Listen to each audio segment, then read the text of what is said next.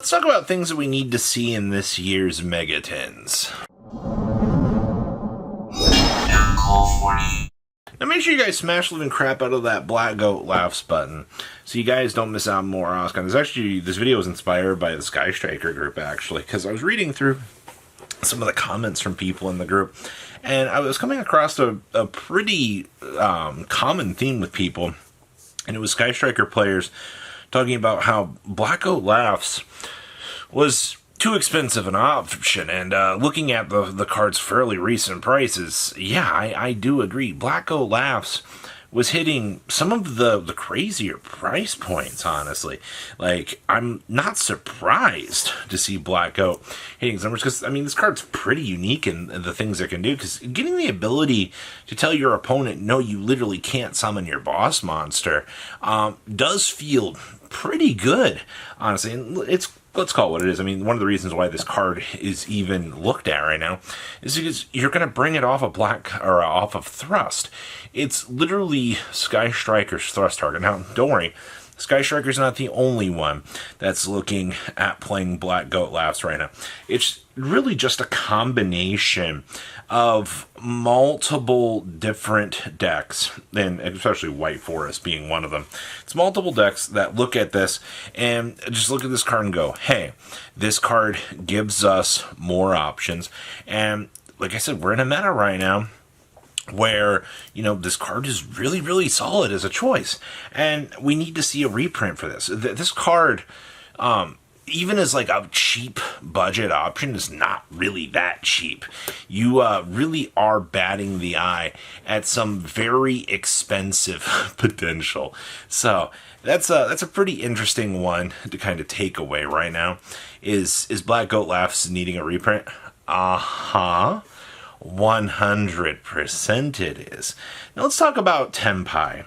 So, looking at last year's product, one of the things that we all joked about was, you know, we're not getting those Tempai reprints this year, you know, because Tempai was already kind of a cheap deck in the sense of, you know, they printed everything in low rarity. They kind of tossed some certain upgrades into the OTS pack, which was kind of a terrible experience, but everybody knew heading into 2025's tins that you could be potentially looking at, you know, ooh, we could get those secret rare Tempai cards. Now, as of filming this, there's not been a single Tempai card announced yet, which means, you know, Tempai cards might be taking up some common slots. And if that's the case, if Tempai cards are all just going to get straight gas, low rarity reprints, I don't see any problems with this, because honestly, I think that'd be a very, very good thing.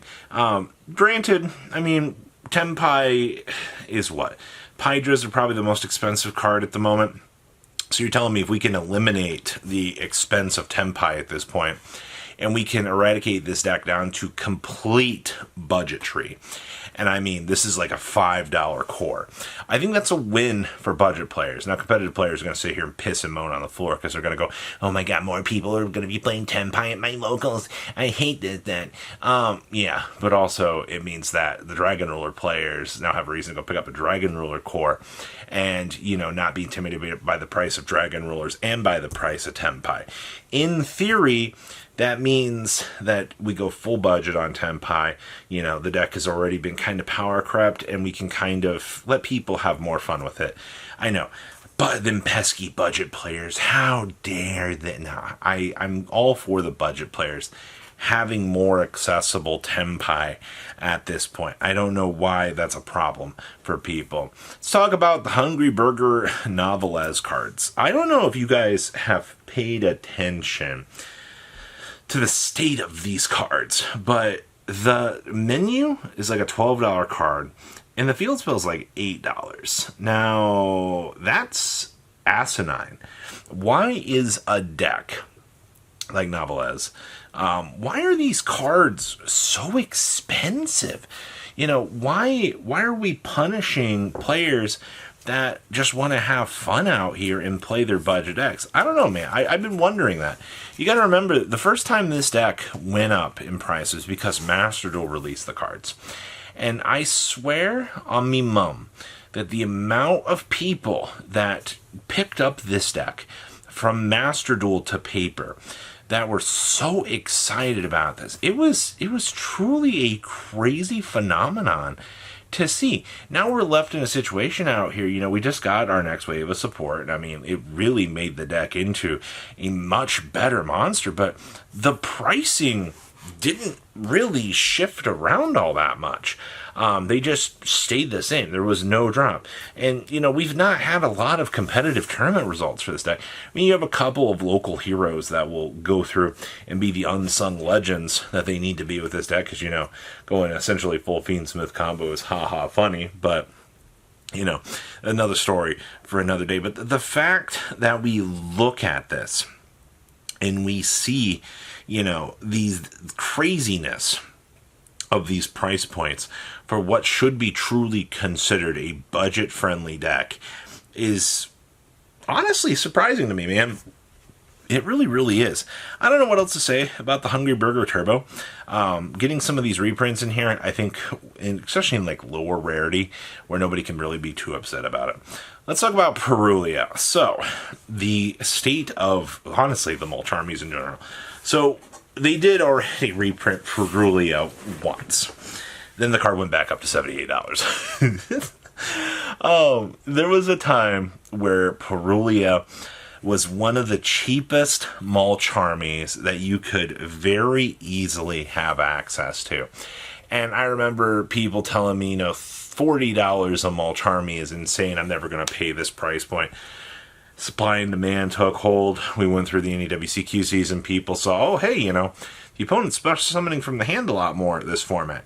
You see the shift around. And then you see Meowls fall out of the format here, which Meowls has already been announced. I think Meowls, as of this point, will be the first common mulch army. To be fair, Fua has the most prints now, based on, how, powerful that card was, but we live in a world right now where that doesn't really matter, because Peruia is the king of the format. The fact that none of the mulch army, the fact that they used the Dominuses as the jumping point and said, hey, this is where we're going to have to start. These are going to be your big selling points. We're going to draw you in with this. You're going to look very, very confused as you see these very expensive cards getting first announced. And I mean, that was their job, right? Their job was to get you very interested on the top end of the format for the tins, and they did it just fine. But the fact that we still have no mention of any of the mulch armies is kind of taking a little bit of a toll on the player base, because getting gate kept for $200+ for a playset of 3 cards that could make your deck just a little bit better, in the off chance of going second, it's crazy. Let's talk about Lacramma. So this is for the Fiendsmith enjoyers out here. So Lacramma is the last key component that we are missing to see get reprinted at this point. You've already got Requiem, and you've already got Tract being tossed in here. Though, good news. Most of the format, if you're playing Fiendsmith, I swear most people have cut Tract at this point in time, and they've just went with the Fiendsmith Sanct, which I guess at this point I'd like a Fiendsmith Sanct rarity upgrade in the secret rare, because if that's how the meta is going to be shifting towards at this point, I would rather be prepared than not prepared at all, Lacramma is the last real key component that we need to be reprinted out here in order to actually see, make some sort of splash out of these tins. If she is in here, then congratulations, we have an absolute win in our hands. Fiendsmith basically completes the trifecta. We get the chance to push down all of the rarity on this, and we are effectively fixing, the Fiendsmith debacle. And that means, for what competitive circa we have left with this engine, if it does eventually get hit, which it really shouldn't, but knowing Konami, they like to make unnecessary changes to the game. I think at this point in time, that's really about it.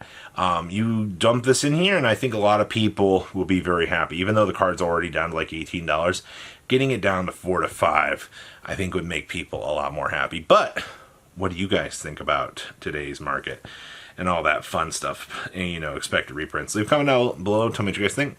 I'll see your beautiful faces back here later today, guys. Peace out. Patrons! Thank you!